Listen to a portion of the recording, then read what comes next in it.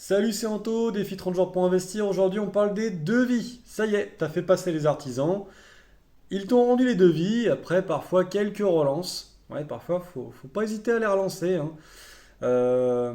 Quand ils passent, demande-leur au bout de combien de temps tu auras le devis. Et puis, quand la date butoir est passée, bah, tu les relances, si t'as pas le devis, évidemment.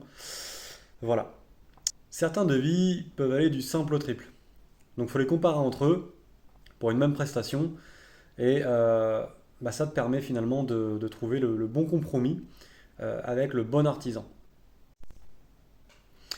J'insiste sur le fait qu'un devis doit être détaillé.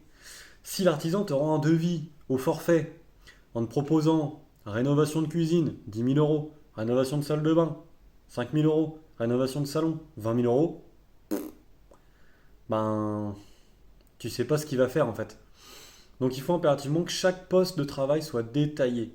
Ça te permettra justement de voir quel est le prix des matériaux utilisés et le coût de la main-d'œuvre. Ça te permettra aussi de comparer avec le simulateur Easy ou de demander l'avis à d'autres professionnels. Et enfin, s'il y a des choses à reprendre sur un devis, ce sera beaucoup plus simple pour en discuter avec l'artisan en question. Enfin, même si tu n'as pas finalisé totalement tes devis, tu peux déjà commencer à les mettre dans ton dossier bancaire si tu vas chercher un financement.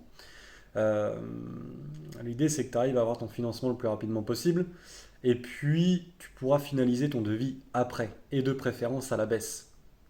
N'hésite pas aussi peut-être à demander à l'artisan de te fournir un devis gonflé pour la banque. Pourquoi? Parce que ça va être important que tu aies une marge. Il faut savoir qu'il y aura toujours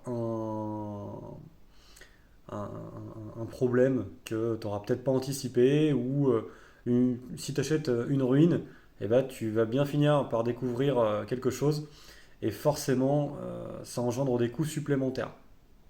Peut-être parce que l'artisan ne pourra pas faire de telle ou telle manière une reconstruction ou autre et il te dira ouais, bah là j'étais obligé de contourner et de faire de telle et telle manière. Bref,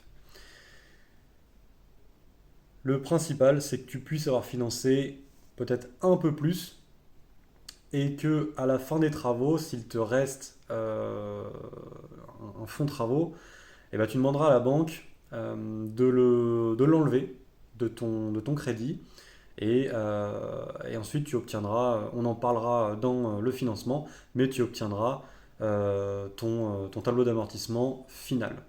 Voilà. J'espère que cette vidéo t'a plu, t'a intéressé.